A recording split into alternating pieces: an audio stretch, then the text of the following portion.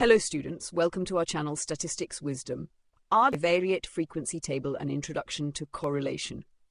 इस चैप्टर में हम एक बहुत इंपॉर्टेंट आइडिया सीखेंगे, दो वेरिएबल्स को एक साथ स्टडी करना। अब तक हमने यूनिवेरिएट डेटा पढ़ा था, जहां सिर्फ एक कैरेक्टरिस्टिक ऑब्जर्व की जाती थी, जैसे स्टूडेंट्स के मार्क्स या लोगों की हाइट। लेकिन रियल लाइफ में अक्सर सिचुएशंस ऐसी होती है जहां दो रिलेटेड कैरेक्टरिस्टिक्स साथ साथ स्टडी की जाती हैं, जैसे हाइट और वेट, इनकम और एक्सपेंडिचर, या स्टडी आवर्स और मार्क्स। ऐसे डेटा को बाइवेरिएट डेटा कहा जाता है। इस चैप्टर में हम सीखेंगे कि इस डेटा को बाइवेरिएट फ्रीक्वेंसी टेबल में कैसे ऑर्गेनाइज किया जाता है, और साथ ही हम कोरिलेशन का बेसिक कॉन्सेप्ट समझेंगे, जो दो वेरिएबल्स के बीच रिलेशनशिप को मेजर करता है। Bivariate frequency table. सबसे पहले समझते हैं बाइवेरिएट डेटा का मीनिंग। बाइवेरिएट डेटा का मतलब है ऐसा डेटा जिसमें दो वेरिएबल्स एक ही इंडिविजुअल या यूनिट पर ऑब्जर्व किए जाते हैं, जैसे मैथमेटिक्स और स्टैटिस्टिक्स के मार्क्स, हाइट और वेट, इनकम और सेविंग्स, टेम्परेचर और आइसक्रीम सेल्स। ऐसे केसेस में हर ऑब्जर्वेशन में दो वैल्यूज की एक पेयर होती है, इसे ऑर्डर्ड पेयर कहते हैं, जैसे 60, 55 में 70, 65, D65। यहाँ पहली वैल्यू मैथमेटिक्स के मार्क्स हो सकती है और दूसरी स्टैटिस्टिक्स के मार्क्स।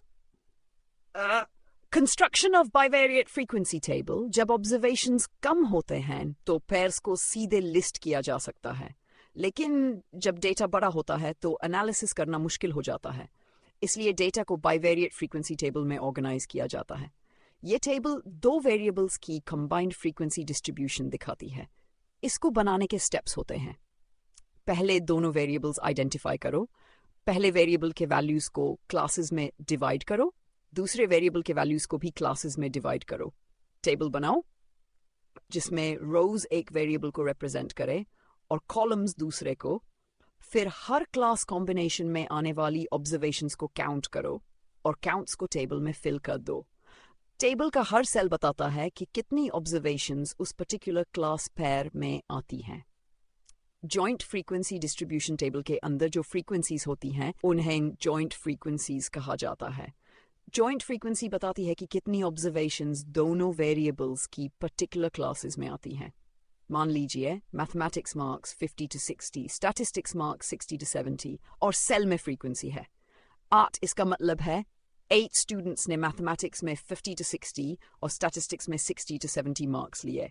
पूरे टेबल को मिलाकर जॉइंट फ्रीक्वेंसी डिस्ट्रीब्यूशन कहा जाता है। Marginal frequencies.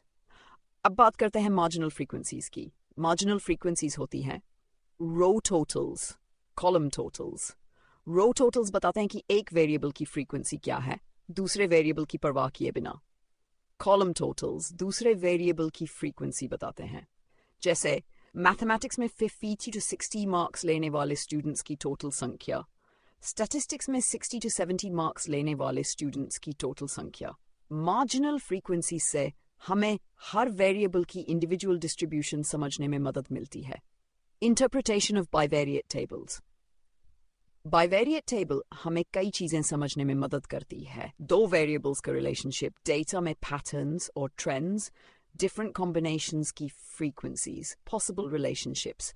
अगर एक वेरिएबल की हाई वैल्यूज दूसरे की हाई वैल्यूज के साथ एक पॉजिटिव रिलेशनशिप, एक वेरिएबल की हाई वैल्यूज दूसरे की लो वैल्यूज के साथ दिखे नेगेटिव रिलेशनशिप, यही स्टेप हमें कोरिलेशन की तरफ ले जाता है। Concept of correlation. अब समझते हैं कोरिलेशन का बेसिक मीनिंग। कोरिलेशन का मतलब होता है दो वेरिएबल्स के बीच रिलेशनशिप की डायरेक्शन और स्ट्रेंथ। सिंपल वर्ड्स में कोरिलेशन बताता है वेरिएबल्स रिलेटेड हैं या नहीं, कितने स्ट्रांगली रिलेटेड हैं, किस डायरेक्शन में मूव करते हैं।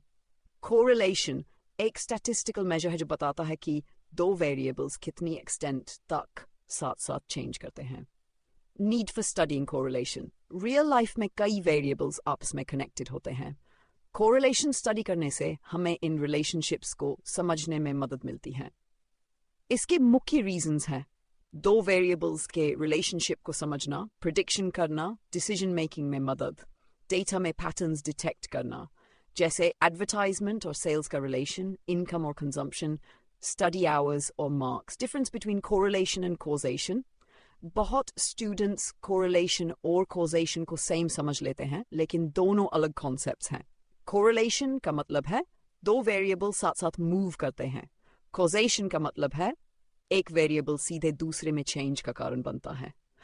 सबसे इंपॉर्टेंट पॉइंट, कोरिलेशन का मतलब हमेशा कॉजेशन नहीं होता। एग्जाम्पल, आइसक्रीम सेल्स और ड्राउनिंग केसेस दोनों समर में बढ़ते हैं, ये कोरिलेशन है, लेकिन आइसक्रीम ड्राउनिंग का कॉज नहीं है। असल कॉज है गर्म मौसम।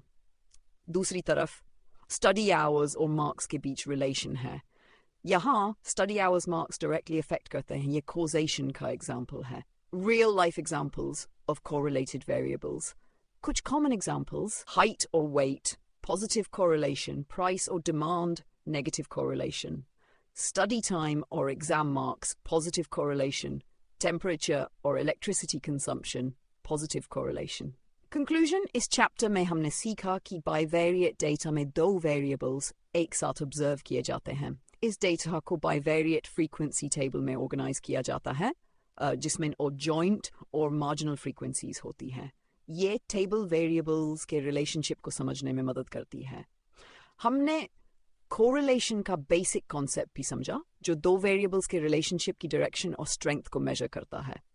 आगे के चैप्टर्स में हम स्कैटर डायग्राम्स, कोरिलेशन कोएफिशिएंट्स और रिग्रेशन एनालिसिस जैसे टॉपिक्स पढ़ेंगे, जो स्टैटिस्टिकल रिलेशनशिप्स को और गहराई से समझने में मदद करेंगे। See you in the next video. Thank you.